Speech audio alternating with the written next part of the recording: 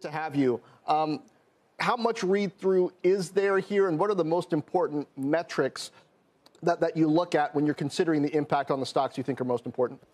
Yeah, and thanks for having me. When you look at these data, I mean, they're really important because, for example, JP Morgan can represent anywhere from 15 to 20% of total cards outstanding in the US. So they're a big sample size, really giving us a sense of what's happening as we head into earnings of Visa, MasterCard, Square, PayPal.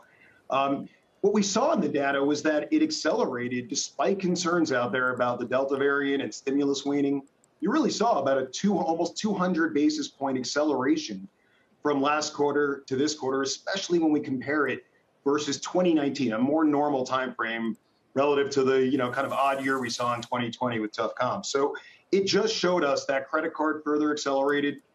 It does give us a sense that the Visa data and the MasterCard data estimates out there are probably fair or conservative.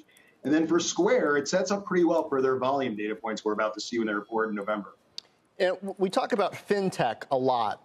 And when we talk about fintech, we tend to talk about consumer. But I note that one of the focus names that you have with clients is Bill.com, which is very much an SMB-focused fintech company. And Square used to be that, too, before everybody started focusing so much on Cash App. How much of fintech growth and the sort of infrastructure platforms that are being built, how much of that is contingent on them really having the right kinds of solutions for small, medium business? Should that get more attention?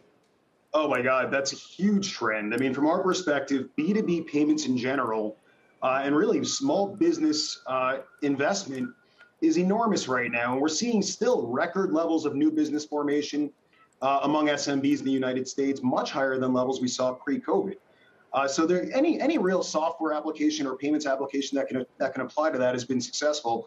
Bill.com is one of our top picks because we really see it being one of the best accounts payable software, which also combines the payments underneath it. And just keep in mind, guys, I mean, we have probably inning one we have years and years of expansion in B2B payments. When you think of there being $25 trillion of spend between businesses and only 1 or 2% of that done in, outside of checks and legacy ACH. Darren, if you take a step back and look at the broader industry here, there's been a lot of talk about how this is fintech's mass adoption event. The pandemic was responsible for a permanent acceleration into fintech. But looking at the incumbent companies versus the new challenger banks, how do you see that playing out? I know you're also bullish on Visa and MasterCard, as well as some of these newer companies.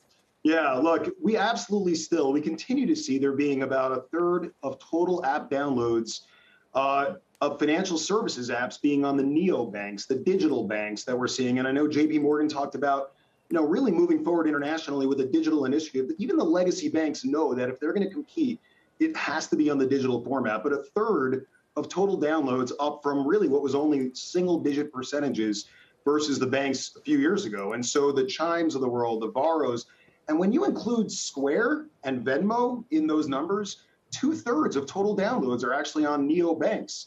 We absolutely think that trend is here to stay and that consumers have shifted to using digital and away from the branch banking. Well, we're going to continue to follow it.